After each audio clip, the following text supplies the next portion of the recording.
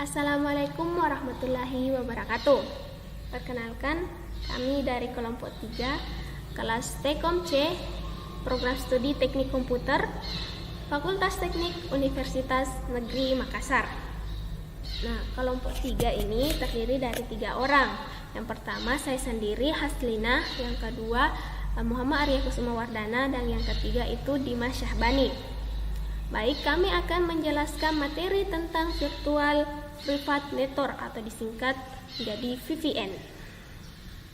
Nah, adapun pokok pembahasan terdiri dari 6 poin. Yang pertama, konsep VPN, yang kedua, cara kerja VPN, yang ketiga, dukungan sistem operasi pada VPN dan alasan penggunaan VPN, dan yang kelima, skenario VPN, dan yang keenam itu protokol VPN. Nah, baik, di sini saya akan menjelaskan dua poin. Yang pertama itu konsep VPN dan cara kerjanya.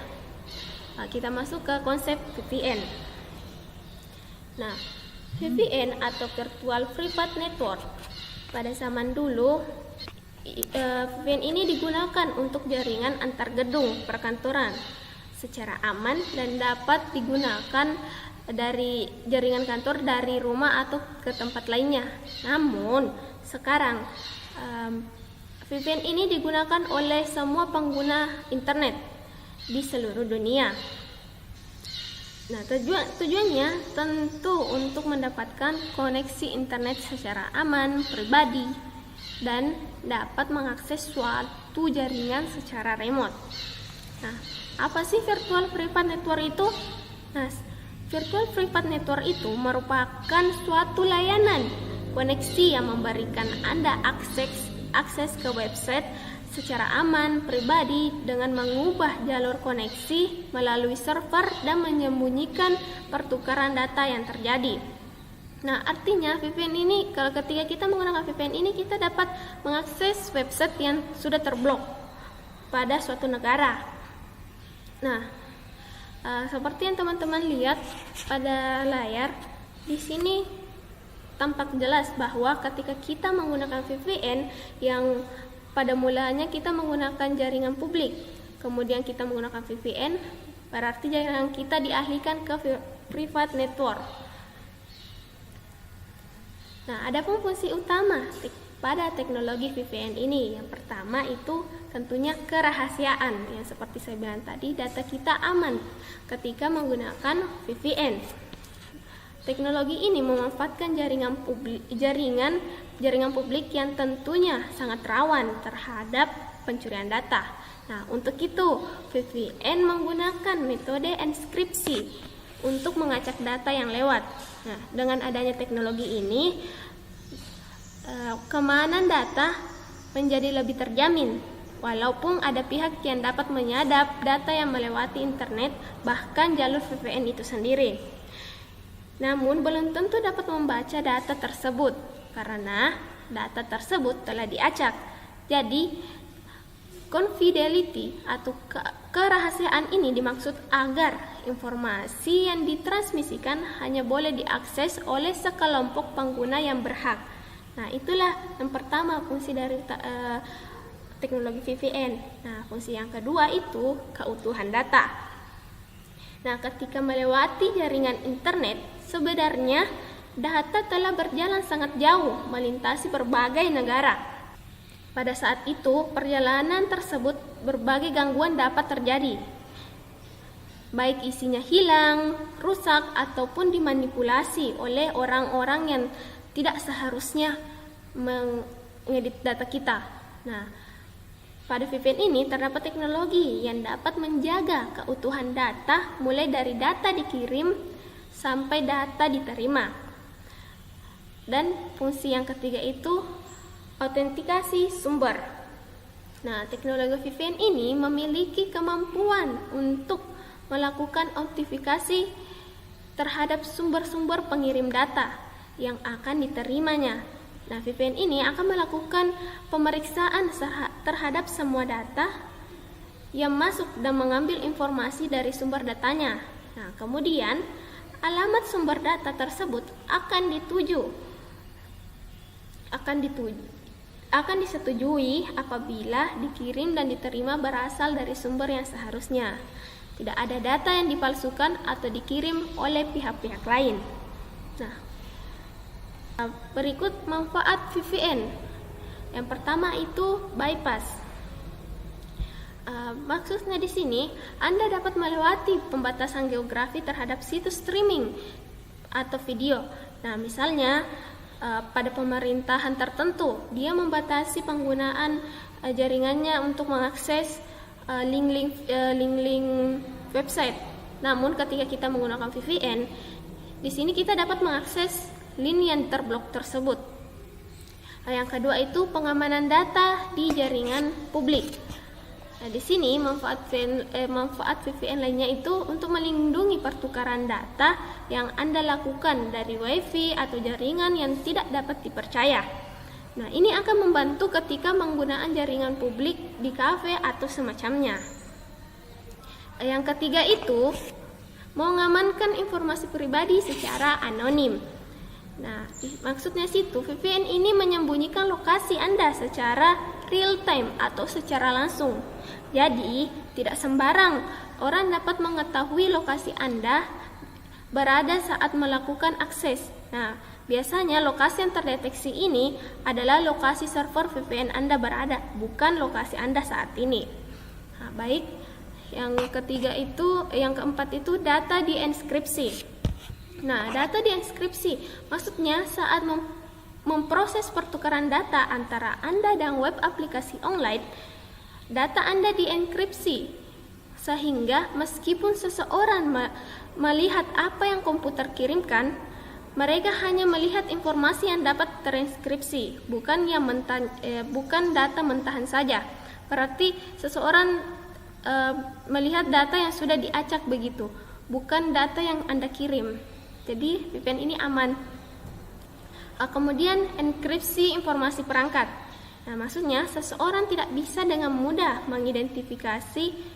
Maksudnya di sini seseorang tidak dapat mengidentifikasi perangkat yang Anda gunakan, apa yang Anda gunakan di situ. Kemudian itu ada keamanan penggunaan VPN masih terhalang dua faktor utama, yaitu pembatasan teknologi dan pembatasan hukum. Nah, pembatasan teknologi maksudnya di sini limitasi teknologi yang digunakan untuk membangun pengembangan VPN seperti tipe protokol enkripsi yang digunakan. Maksudnya di sini teknologinya masih dibatasi, belum bisa dikembangkan, masih butuh pengembangan lagi. Nah, yang kedua itu batasan hukum. Batasan hukum dan kebijakan mempengaruhi apa yang dapat dilakukan dengan teknologi itu. Nah, begitu pula dengan undang-undang negara setempat, negara tempat server tersebut dan perusahaan yang menyediakan VPN itu berada. Nah, terkadang kebijakan perusahaan sendiri mempengaruhi cara perusahaan menerapkan teknologi ini dalam layanan mereka. Berarti setiap negara mempunyai kebijakan-kebijakan tertentu saat penggunaan VPN tersebut. Nah, baik, adapun beberapa kelebihan dan kekurangan dari VPN ini. Yang pertama itu kerahasiaan data lebih aman, seperti yang saya jelaskan tadi, bahwa ketika kita menggunakan VPN ini data kita lebih aman, namun koneksi lebih lambat. Nah, itu kekurangannya, koneksi kita lebih lambat. Dan yang kelebihan kedua itu dapat mengakses website terblok, seperti yang saya bilang tadi. Ketika kita menggunakan VPN, kita dapat mengakses website yang sudah terblok oleh negara tersebut. Namun, koneksi kita tidak stabil ketika menggunakan VPN. Nah, yang kelebihan selanjutnya itu identitas IP asli tidak langsung diketahui. Nah, seperti yang saya bilang sebelumnya, bahwa IP kita tidak dapat diketahui oleh penjahat-penjahat internet di luar sana. Namun, IP yang terbaca itu hanya IP pada server atau lokasi pada server VPN tersebut. Nah, namun kekurangannya yaitu konfigurasi manualnya cukup rumit. Oke, kelebihan selanjutnya itu akses jaringan dan lokasi yang berbeda.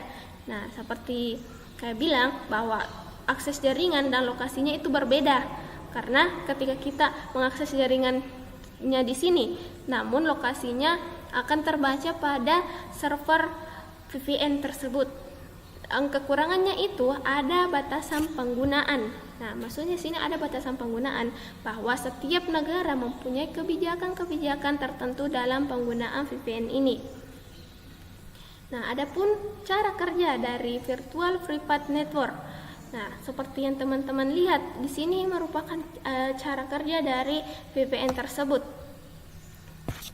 Seperti yang teman-teman lihat di sini bahwa ketika kita menggunakan VPN, kita tidak menggunakan jalur utama, melainkan kita menggunakan jalur khusus pada internet. Nah, seperti kita lihat seharusnya di sini ketika kita menggunakan VPN, maka kita akan menggunakan jalur khusus atau jaringan kita dialihkan ke jaringan privat.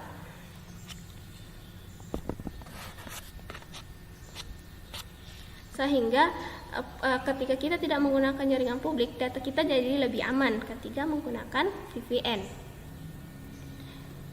Nah, sebenarnya cara kerja VPN ini sangat sederhana, yaitu melakukan enkripsi pertukaran data bahkan sebelum koneksi publik di tempat warkop membacanya. Nah, ketika terhubung dengan internet menggunakan koneksi VPN, seperti mengakses internet menggunakan lorong khusus dan tidak menggunakan jalur utama. Begitu seperti yang saya bilang tadi bahwa ketika kita menggunakan VPN di sini kita menggunakan jalur khusus, tidak menggunakan jalur utama. Nah, seperti yang manfaat VPN tadi itu di sini data kita aman, berarti data kita aman dari kejahatan-kejahatan internet di luar sana ketika kita menggunakan VPN. Nah, adapun cara untuk mendapatkan VPN secara gratis, kita menggunakan beberapa aplikasi yang dapat digunakan untuk mengakses VPN secara gratis itu terdiri dari yang pertama itu HideMe. Nah, di sini aplikasi ini merupakan aplikasi penyediaan internet yang ada di Malaysia dan mempunyai puluhan server yang ada di dunia. Nah, versi gratis ini dapat mengizinkan Anda untuk menggunakan sampai dengan 3 GB setiap bulannya. Nah, di sini Malaysia mempunyai kebijakan dalam penggunaannya, yaitu 3 GB per bulannya. Nah, baik, adapun aplikasi selanjutnya itu Hotspot Shield. Maksudnya di sini aplikasi ini merupakan penyediaan layanan VPN yang cukup populer. Nah, meskipun menyediakan layanan premium, tetapi aplikasi ini juga menawarkan versi secara gratis yang dapat Anda gunakan. Nah, versi ini dapat mencegah situs yang mengandung malware atau membawa Anda untuk terkoneksi dengan situs yang diblok. Nah, namun versi gratis ini hanya dapat mengkoneksikan untuk satu perangkat saja. Nah, di sini kebijakannya Hotspot Shield ini hanya bisa mengkoneksikan kita untuk satu perangkat saja. Nah, baik, aplikasi selanjutnya yaitu TunnelBear. Nah, TunnelBear ini merupakan aplikasi yang cukup sederhana tetapi powerful. TunnelBear memiliki tampilan yang menarik sehingga memudahkan pengguna untuk menggunakannya. Nah, TunnelBear ini sebuah aplikasi VPN yang ramah untuk perangkat Anda. Aplikasi ini juga memiliki UI yang menarik dan sederhana sehingga memudahkan pengguna untuk menggunakannya. Versi yang ditawarkannya juga ini ada 2, gratis dan prabayar. Nah, untuk versi gratis ini dapat digunakan sampai dengan 500 MB penggunaan. Nah, beda dengan HideMe ini kebijakannya 3 GB per bulan. Namun TunnelBear kebijakannya di sini hanya sampai 500 MB penggunaan. Nah, ini beberapa aplikasi yang dapat Anda coba untuk mengakses VPN secara gratis.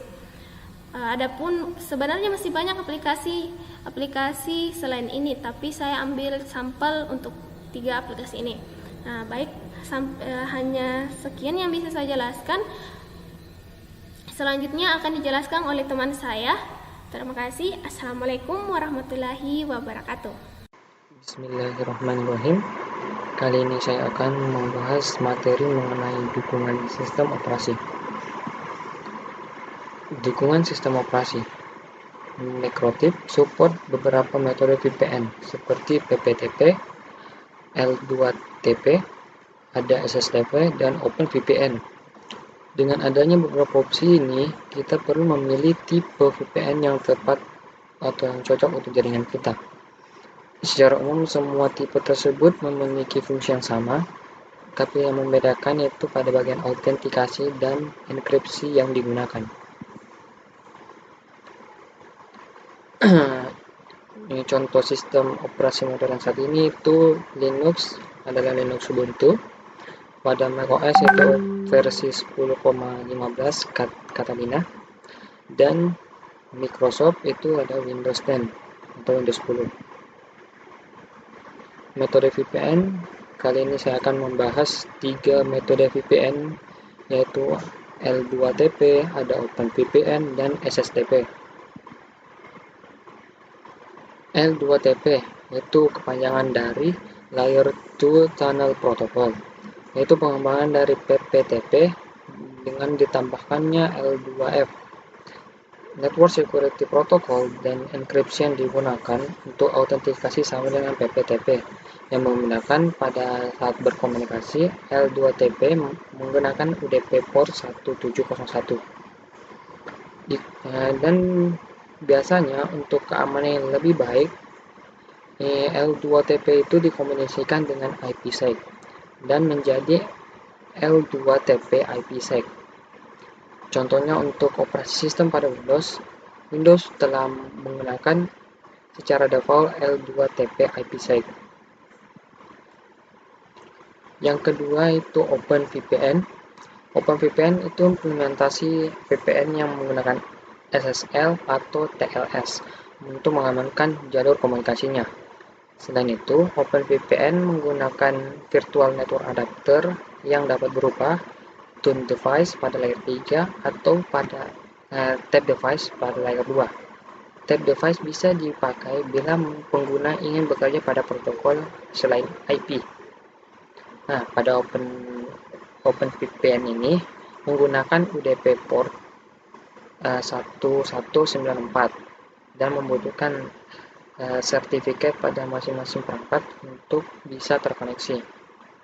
OpenVPN bisa dibangun hampir di semua operasi sistem yang ada, dan VPN ini menggunakan algoritma Shell dan MD5 untuk autentikasi, serta menggunakan chipper, yaitu ada beberapa chipper yang digunakan, yaitu ada Blowfish 128, ada IS128, ada IS192, dan IS256. Oke, yang selanjutnya itu SSTP atau Secure Socket Tunneling Protocol. Kalau nggak salah gitu penyebutannya, itu merupakan bentuk tunnel jaringan pribadi virtual yang menyediakan mekanisme untuk mengangkut lalu lintas PPP melalui saluran SSL atau TLS. Nah, SSL dan TLS ini juga menyediakan keamanan tingkat transportasi dengan negosiasi kunci, enkripsi, dan pemeriksaan integritas lalu lintas. Nah, keunikan dari SSTP ini, dia menggunakan port TCP 443 yang memungkinkan terbebas dan dapat melewati hampir semua firewall dan proxy. Alasan menggunakan VPN.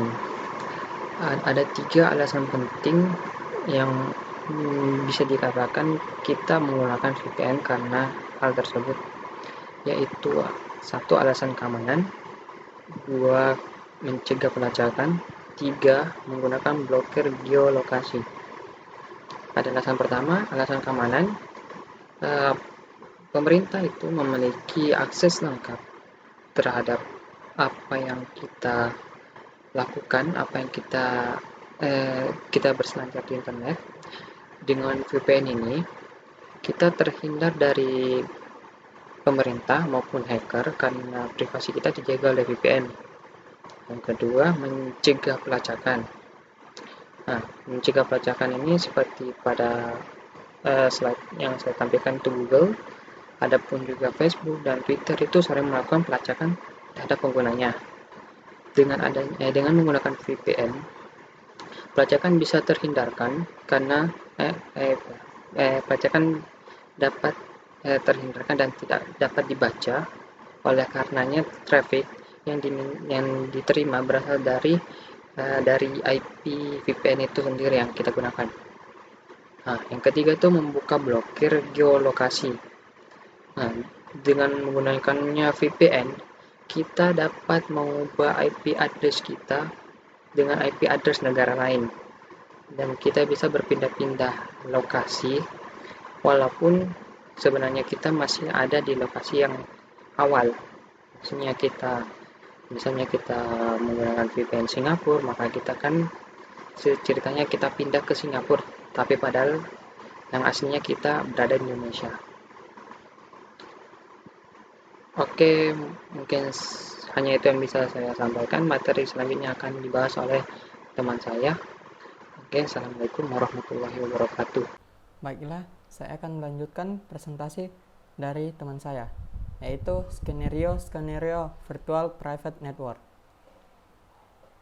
yaitu Remote Access VPN. Pertama, home user atau mobile user mendial ke ISP. Yang kedua, setelah ada koneksi internet, klien menghubungkan diri ke remote access server yang telah user autentikasikan dan akses kemudian diizinkan. Seperti yang dilihat di gambar, remote user mendialkan ke server ISP, remote access server, melalui internet. Kemudian dilanjutkan dari ISP, melanjutkan ke LAN server, dan mengizinkan komputer-komputer lain untuk memakainya. Selanjutnya, Virtual Private Extranet. Untuk menghubungkan dari partner, supplier atau customer, seperti dalam B2B e-commerce, hal yang penting adalah melindungi LAN, dalam kurung internet, dari akses yang mungkin merugikan dari luar. Oleh karena itu, kita harus dilindungi oleh firewall.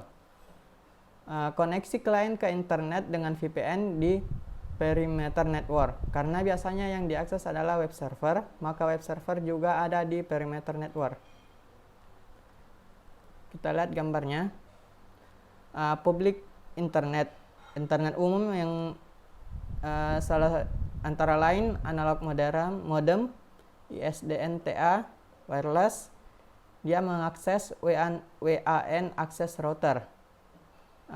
Untuk mengakses ke server dilindungi oleh firewall atau security gateway. Begitu juga dengan perusahaan yang ingin menghubungkan ke server melalui firewall security gateway.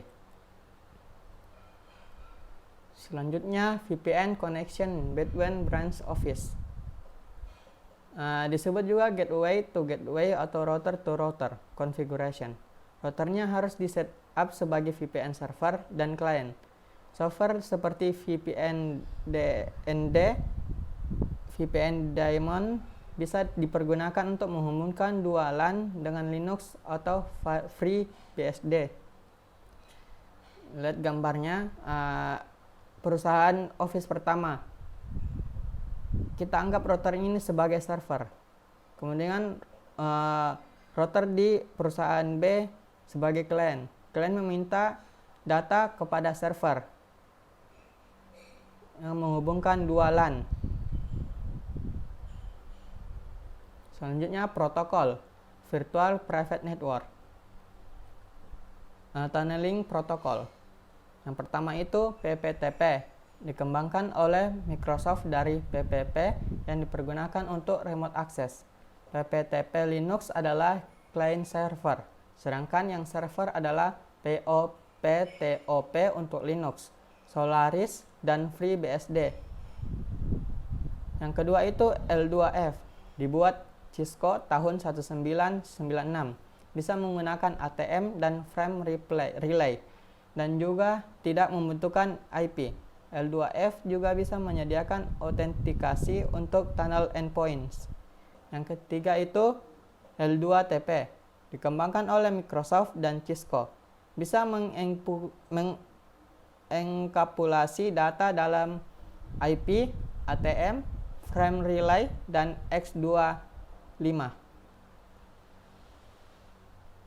Selanjutnya itu yang keempat, IPsec.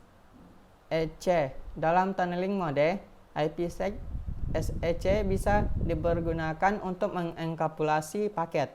IPsec juga bisa dipergunakan untuk enkripsi dalam protokol tunneling lainnya.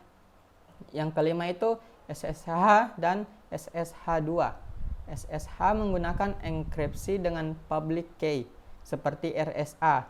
SSH bekerja pada session layer kalau merujuk pada OSI reference model, sehingga disebut circuit level VPN. SSH membutuhkan login akun. Yang keenam itu CIPA, adalah driver kernel Linux untuk membuat secure tunnel antara dua IP subnet. Data dienkripsi pada lapisan network layer, sehingga disebut low level encryption. Oleh karena itu, CIPA tidak memerlukan perubahan besar pada layar-layar di atasnya, termasuk aplikasi. Kemudian VPN security. Yang pertama, authentication. Proses mengidentifikasi komputer dan manusia atau user yang memulai VPN connection. Metode autentikasi dapat dilakukan dengan protokol Extensible Authentication Protocol (EIP),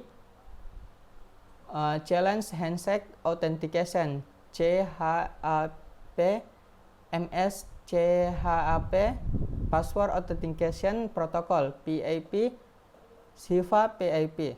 Yang kedua itu authorization atau mengizinkan, menentukan apa yang boleh dan tidak boleh diakses seorang user, dan enkripsi, keamanan data. Baiklah, sekian dari kelompok kami. Kurang lebihnya mohon dimaafkan. Wabillahi taufiq wal hidayah. Wassalamualaikum warahmatullahi wabarakatuh.